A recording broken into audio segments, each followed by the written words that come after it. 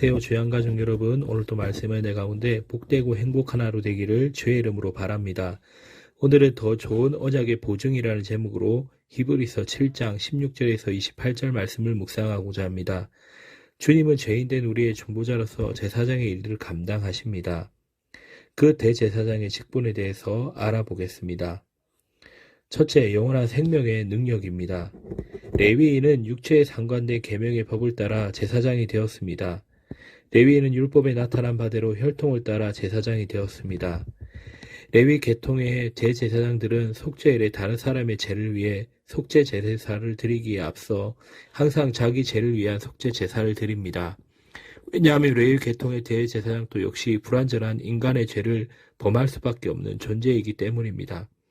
그러나 그리스도의 대제사장직은 오직 무궁한 생명의 능력을 쫓아 된 것입니다. 육체에 상관된 계명의 법에는 영원한 생명의 능력이 없습니다. 그리스도의 대제사장직은 썩거나 죽을 수밖에 없는 제한된 육체의 계명, 즉 율법에 의해서 된 것이 아니라 멜기세덱의 반차를 좇는 온전한 영원한 생명의 대제사장직인 것입니다. 두 번째로 언약의 보증이 되십니다. 예수님은 더 좋은 언약의 보증이 되셨습니다. 언약은 하나님의 절대적인 권위가 함축되어 있는 말로 이스라엘 백성을 향한 하나님의 주권적이고 은혜로운 의지를 말합니다.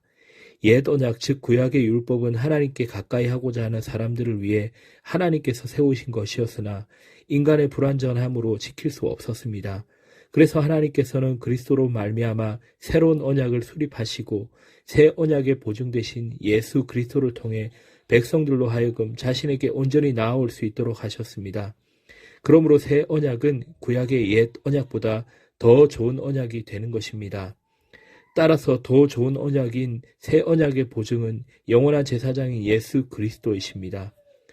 보증은 보증인 중재자이라는 의미로 보증인 자신의 인격과 생명을 담보로 자신의 행한 말에 대해 보증한다는 강한 의미가 내포되어 있습니다.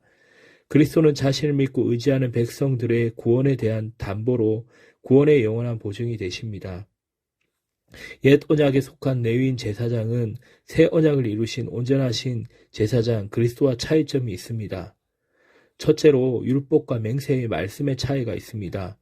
그리스도의 대제사장직은 하나님께서 맹세하심으로 부여된 것이며 하나님께서 자신이 맹세하신 약속의 신실성으로 인해 보증된 것입니다. 그러나 레위 계통의 제사장들은 율법에 근거하여 제사장직을 부여받았습니다. 레위인의 제사장직은 육체에 상관된 계명의 법을 쫓아 이루어진 직분입니다. 하나님의 맹세나 약속 혹은 보증이 없습니다. 또 옛 언약에 속한 레위 제사장들은 율법에 근거하여 제사장직을 물려받았습니다. 율법은 옳지만 사람들이 연약하여 율법을 지킬 수가 없었습니다. 율법이 무익함으로라 말씀하시는 뜻은 이것입니다. 이러한 두 제사장직의 차이는 그리스도의 제사장직이 레위 계통의 제사장보다 우월하며 완전할 뿐만 아니라 더 나은 언약에 대한 보증입니다. 레위 제사장 된 자들은 수요가 많았습니다. 그 이유는 그들이 죽을 수밖에 없는 유한한 존재이며 그들이 행하는 죄가 불완전함을 의미합니다. 그들의 죽음으로 인하여 뒤를 이을 제사장직을 감당할 많은 사람들이 필요하였습니다. 새 언약의 제사장은 예수 한 분뿐입니다. 그리스도를 이을 제사장이 필요하지 않습니다. 그리스도께서 제사장으로 행하신 사역은 완전하고 영원합니다. 그리스도의 제사장직은 영구적인과 동시에 최종적인 것입니다. 또 약점을 가진 자와 온전한 분의 차이가 있습니다. 그리스도께서는 하나님의 아들로 영원히 살아 계셔서 온전한 중재 사역을 행하십니다.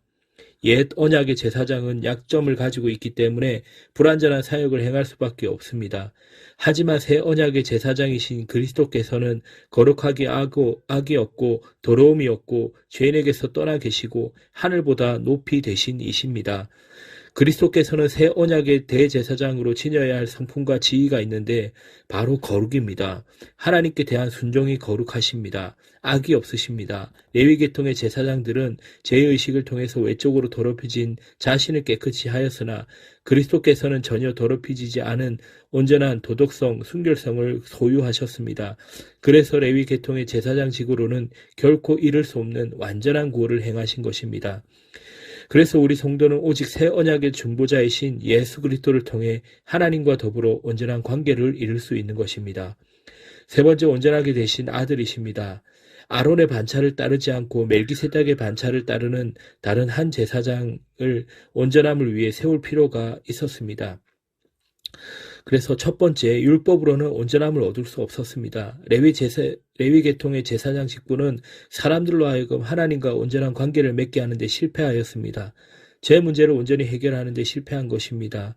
그래서 히브리서 7장 19절에 율법은 아무것도 온전하게 못할지니라고 했는데요. 그 이유는 율법은 죄를 알려줄 뿐이지 해결하지 못하기 때문입니다. 인간은 온전하지 못합니다. 모든 사람은 죄인입니다. 율법은 이것을 알려주는 역할만 할 수 있습니다. 둘째로 레위 계통의 제사장 직분으로서는 온전함을 얻을 수 없었습니다. 레위 제사장들의 제사 행위로 인간의 죄를 온전히 해결할 수 없었습니다. 죄는 반복될 뿐이고 제사도 반복될 뿐이고 죄의 사함도 부분적인 뿐입니다. 온전함을 얻을 수 없었습니다. 레위 제사장은 하나님과의 관계를 온전히 회복할 수 없습니다. 그래서 셋째로 하나님께서는 온전하신 아들을 세우셨습니다. 율법은 약점을 가진 사람들을 제사장으로 세웠습니다. 그러나 레위 계통의 제사장직이 불완전하여 백성을 온전하게 할 수 없기 때문에 새로운 영원한 제사장이 필요하였습니다. 그리스도께서는 레위 계통의 제사장이 아닌 멜기세덱의 반차를 좇은 제사장이십니다. 근본적으로 새로운 하나님의 질서에 의해서 결정된 것입니다. 넷째로 온전하신 예수 그리스도를 힘입어 나아가는 자들은 온전한 구원에 이를 수 있습니다. 예수님께서는 죄가 없으신 분이시므로 자신의 죄를 위해 제사를 드릴 필요가 없으실 뿐만 아니라 다른 사람들을 위해 반복적으로 제사를 드릴 필요가 없습니다. 왜냐하면 그가 드린 한 번의 제사는 하나님의 독생자 대신 자신의 몸을 제물로 바친 완전한 제사였기 때문입니다. 한계가 있는 인간의 것을 바라보는 것이 아니라 영원한 것을 바라보기를 바랍니다. 레위인들 제사장들을 보아서 알 수 있는 것은 우리는 한계 속에 머물 수밖에 없는 부족한 존재라는 것입니다. 모든 것을 완벽하게 해결하신 예수 그리스도라는 제 세상의 은혜 안에 설 수 있는 우리 모두가 되기를 주의 이름으로 바랍니다.